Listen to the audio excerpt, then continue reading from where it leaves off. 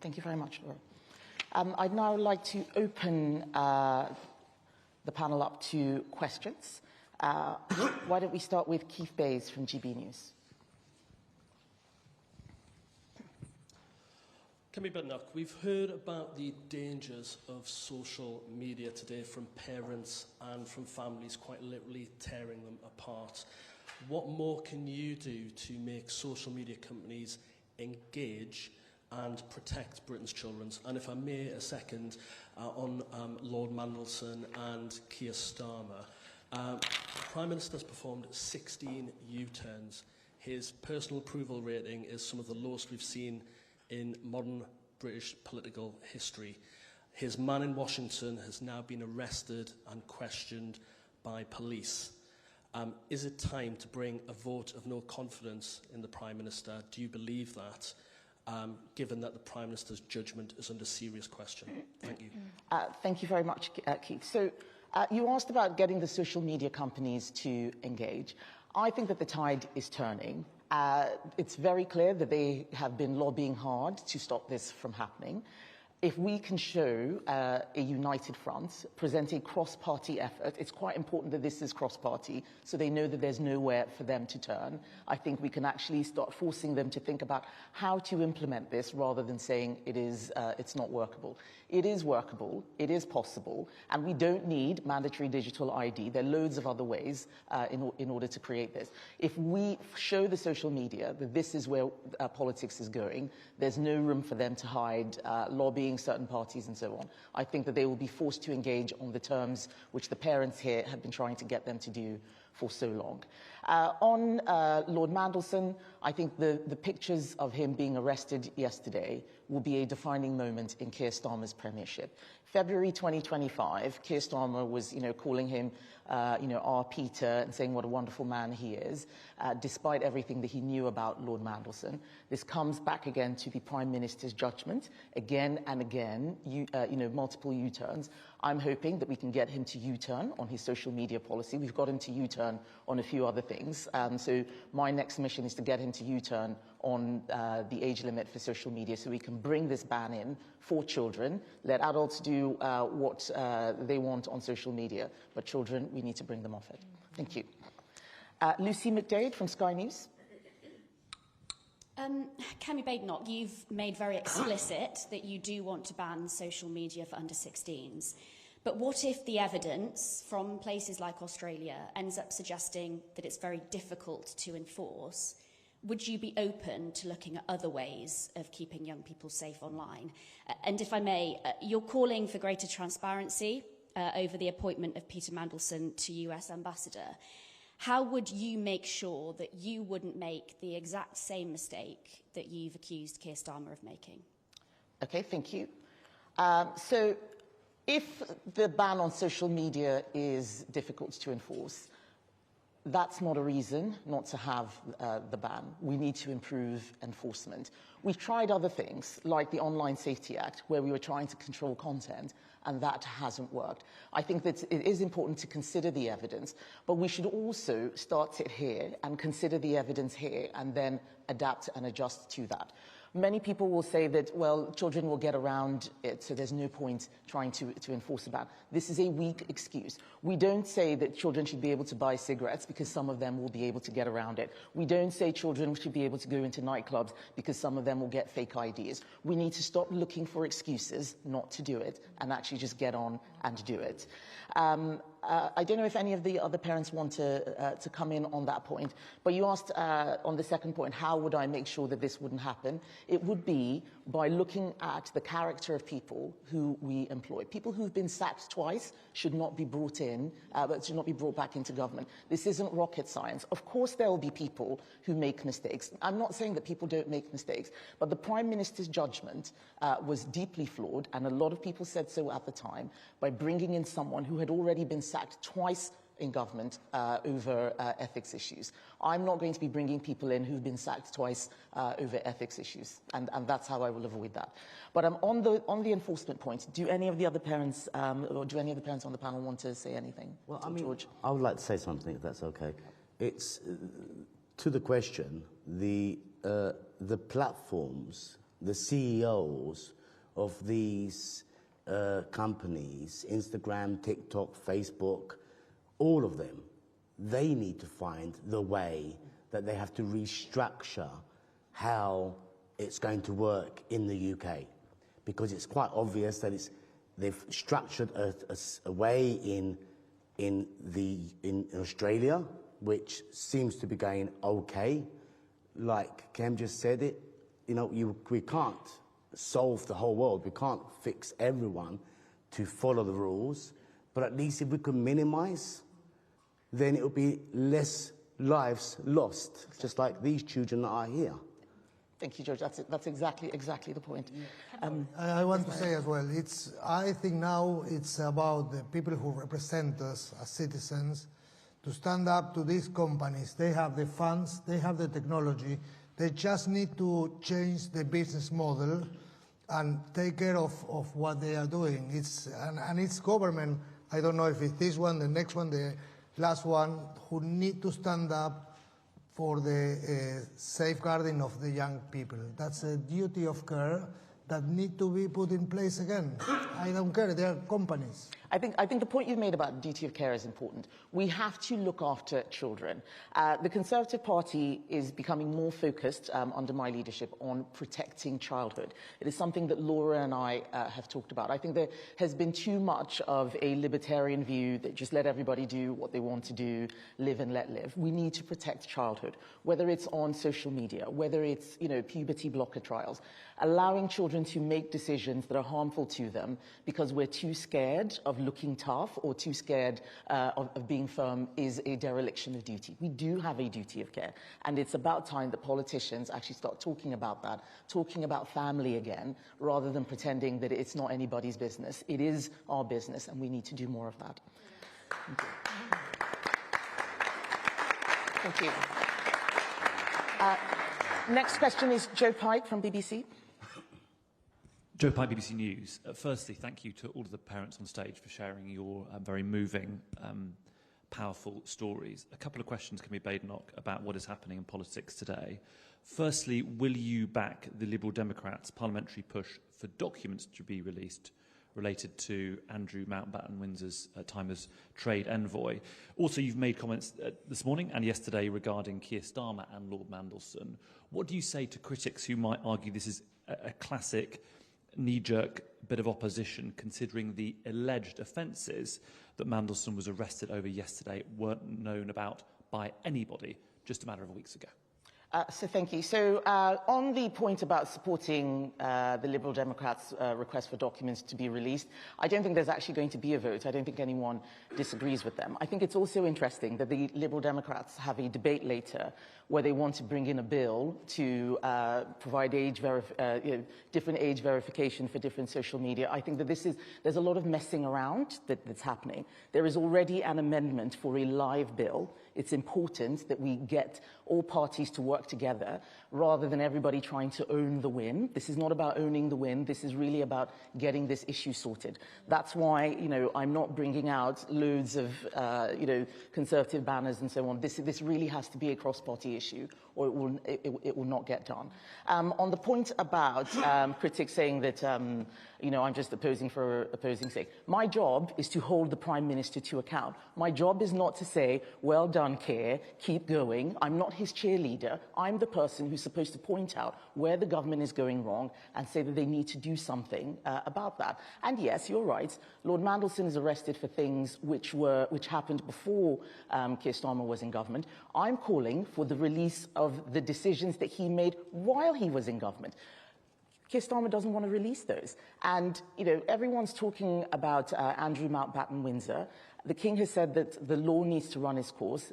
Justice will be served there, I'm very sure. But Parliament is supposed to be holding this government to account. Instead, they're doing everything they can, say, look over there, let's look at Prince Andrew, let's not look at Keir Starmer. I'm not going to get distracted by that. I can see what the government is doing, and it's a shame that the Liberal Democrats are helping them. We all need to make sure that the vote we had just a few weeks ago to release the first tranche of documents actually happens. We haven't seen those first documents yet, and now we're having another vote on a second batch of documents. Fine, but let us not get distracted. The Prime Minister has very serious questions to answer. He sacked the Cabinet Secretary who was overseeing the release of those documents. No one knows why, and we must not forget that. My job is to hold the Prime Minister to account, and I will not be distracted from doing that job. Thank you. Daisy Eastlake from The Times. Thank you. Can I ask first the parents on the panel, do you think Labour's been too weak on introducing a social media ban? Starmer's previously cited his own children benefiting from social media as a reason why he's reluctant to introduce one. What are your reflections on that? And one for you, Kemi Badenoch. In your student loan policy, you've proposed reducing interest rates in future, but will the Conservatives look to do anything to retrospectively address the interest that has already been added to the loans for Plan 2 graduates, such as a one-off interest forgiveness like we've seen in Canada and Australia? Thank you. So I'm going to let Ellen come in on her views about the government. And as Laura is the Shadow Education Secretary, I will allow her to talk more about the student loans policy. People, especially Martin Lewis, have probably heard enough from me. So, Ellen. Yes. I think I speak on behalf of all the parents here. We absolutely think the government is too weak. You know, we can't make a difference for our children. They're no longer here, but we can make a difference for the other children. And we spend our time campaigning to say, please, please protect some other children, because not one of us wants another parent to be in our position. And there is nowhere else where there's a product that is harming a child that we wouldn't remove that product, fix it, and give it back. And I'll tell you what, if you took it off the social media companies and said, you find the solution, you fix it, just as if it was any other product, and hand it back to the children, if they can make it safe, then I think we should do that. And I think all of us wholeheartedly agree that it is not safe, and you're going to end up with more parents in our position. Thank you, Lisa. Yeah, I'd just like to say as well, this isn't political. This needs to be a cross-party, and no way should our children be the pawns of this. Children are dying every day. It's a crisis, it's global, and it has to stop now. So everyone needs to come together. These platforms need to, if it's not fit for purpose, it shouldn't be here. And any child under 16 can't deal with social media. It's proven. The frontal cortex doesn't fully develop till around about 25.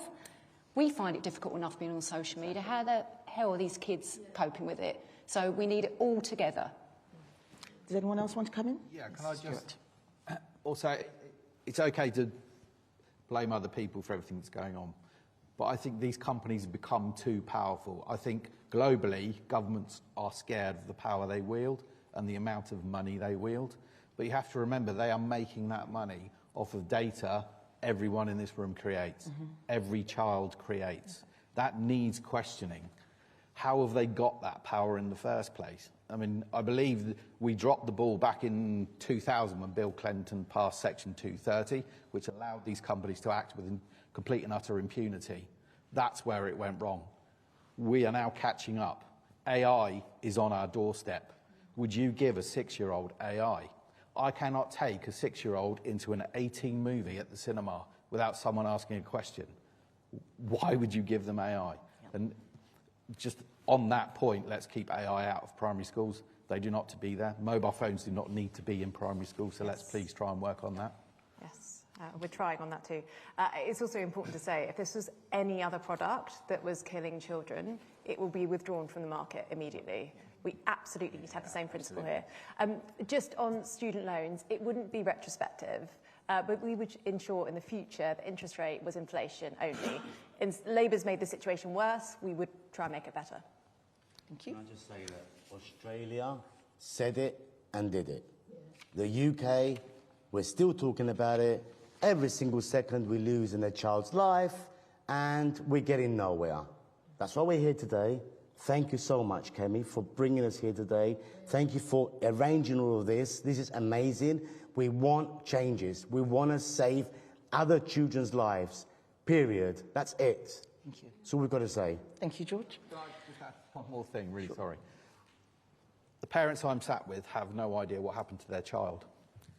Thanks to TVP and the investigation that went around Ollie's murder case, we saw a 2-week period where he was being abused, groomed, bullied, and people he trusted turned against him and murdered him in a field 200 yards from our doorstep where he was safe.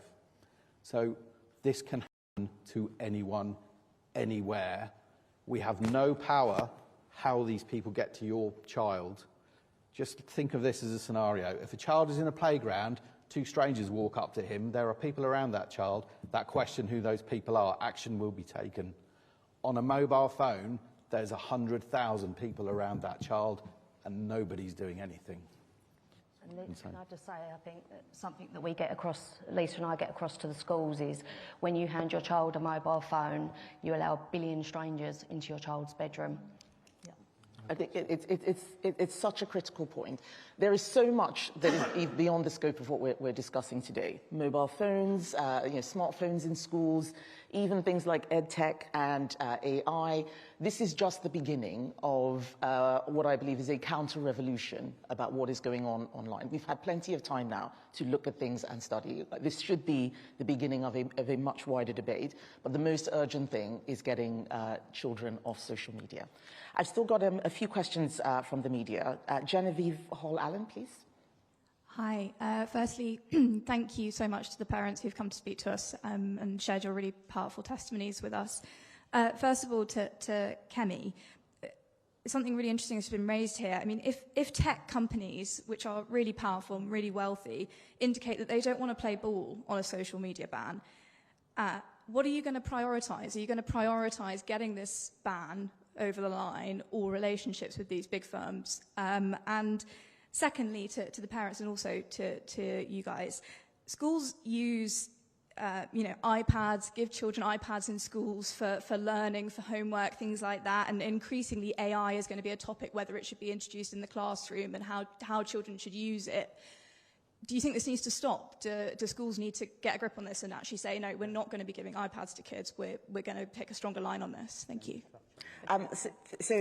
Genevieve, thank you. So you asked, what would I prioritise, the ban or relationship with the tech companies? I don't have a relationship with the tech companies. I don't know them. And I have 3 children. I'm not prioritising tech companies over my kids or anyone else's. That's just that's just a fact of life. I can see how tough it is for me, an adult, to stop being on social media, because there's always one more thing, whether it's on Twitter or doom scrolling on Instagram late at night, someone sends you a funny meme, and you don't just look at that thing. There's something else that's coming, and before you know it, you're drawn into this world. And it's not just social media. It's even things like YouTube, which I've taken off my my TV because my children just kept watching all sorts of weird junk. I think that there's some things that parents can do, but parents cannot do everything. The tech companies are run by people who don't let their children use these things. That is one of the most powerful anecdotes. They know the dangers. They don't give this to their kids. Why should it be our children whose data they're using to make money? If we all stand firm and stand together, they will change. On tech in schools, I think my answer would be yes, more broadly, but Laura can speak more specifically on that. Yeah, we've got a wider package of measures. We've laid down a number of amendments to the schools bill, which largely the government have completely rejected. They've included stopping the reception baseline assessment being done on an iPad, which is something which has come in recent years. We wanted to stop exams going online to normalise screen use throughout the day.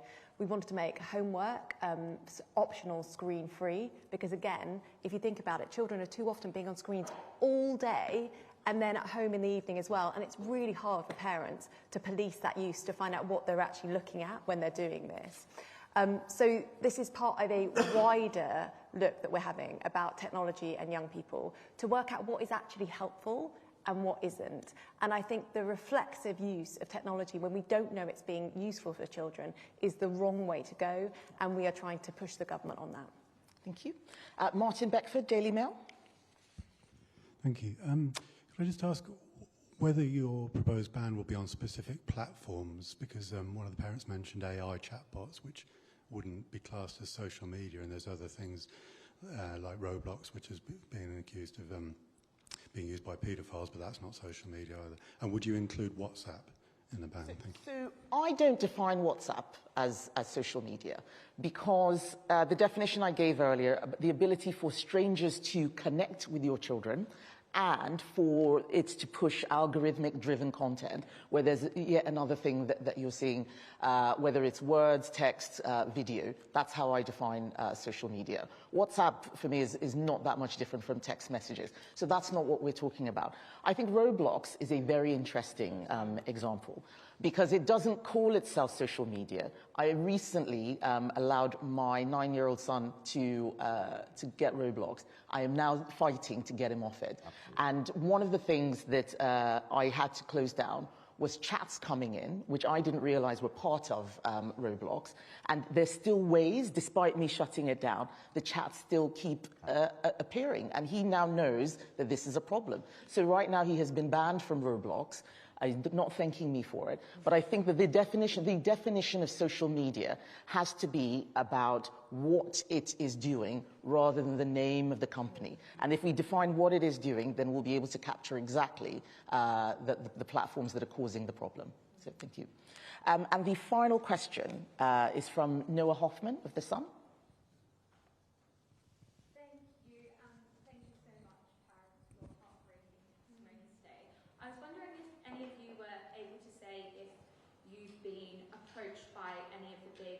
Social media firms in the wake of your children's death, and if they've tried to have a conversation about you or make any contact at all.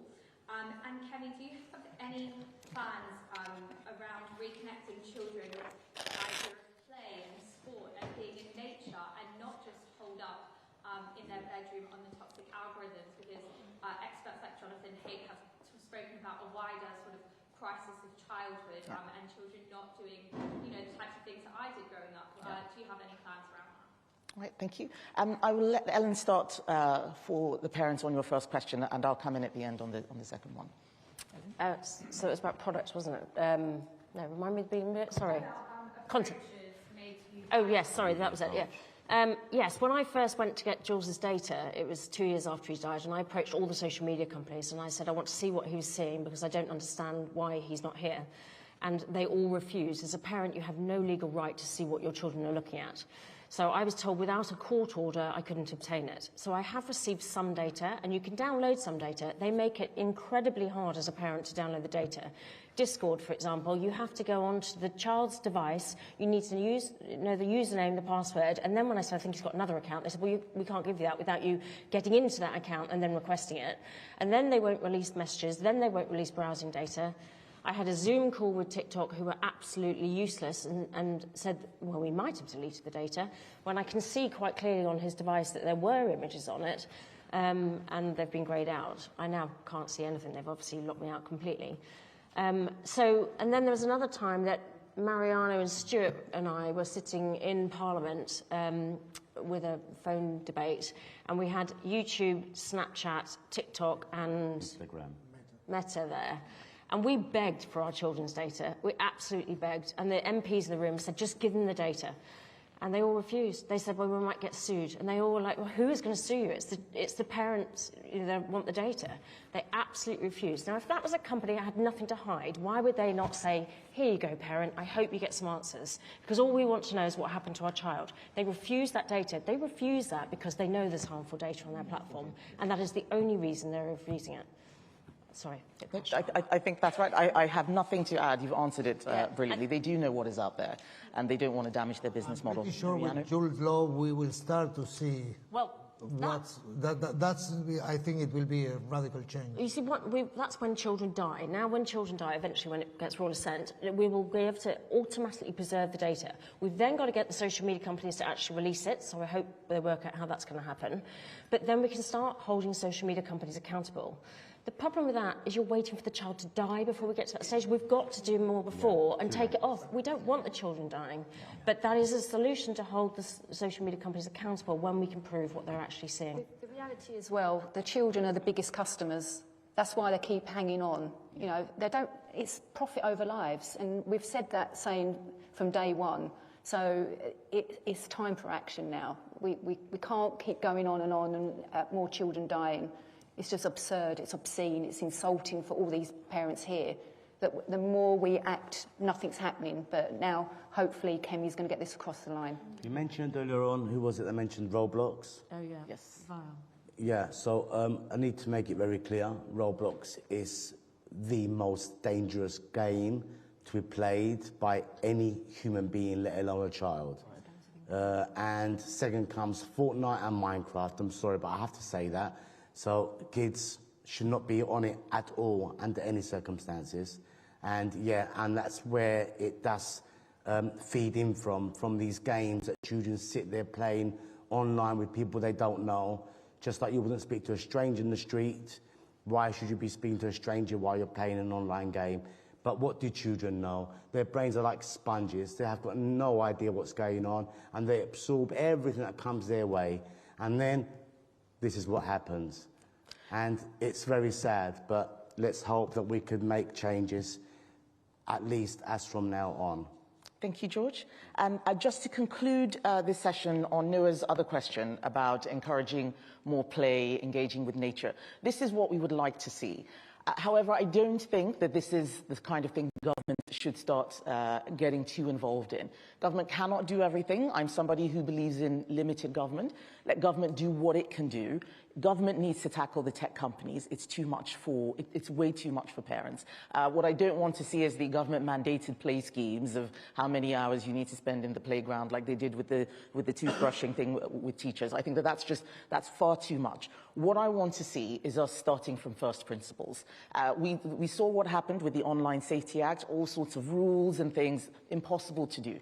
Let's start principles first. Freedom, we believe in freedom for adults. Let us protect children. Children should not be there for profit for companies that have become so big they seem to be beyond regulation and are able to influence and lobby in ways that we haven't seen before. We should not put profit over the lives of children. I do not want to see any more children dying because they've been on social media. We can do this, and I'm really grateful to all of the parents and all of you who've come in to listen to them for fighting so hard, because I know, as you said, you're no longer fighting for your children, but you're fighting for the children of everyone else, and we are all very grateful for what you're doing. Thank you so much, everybody.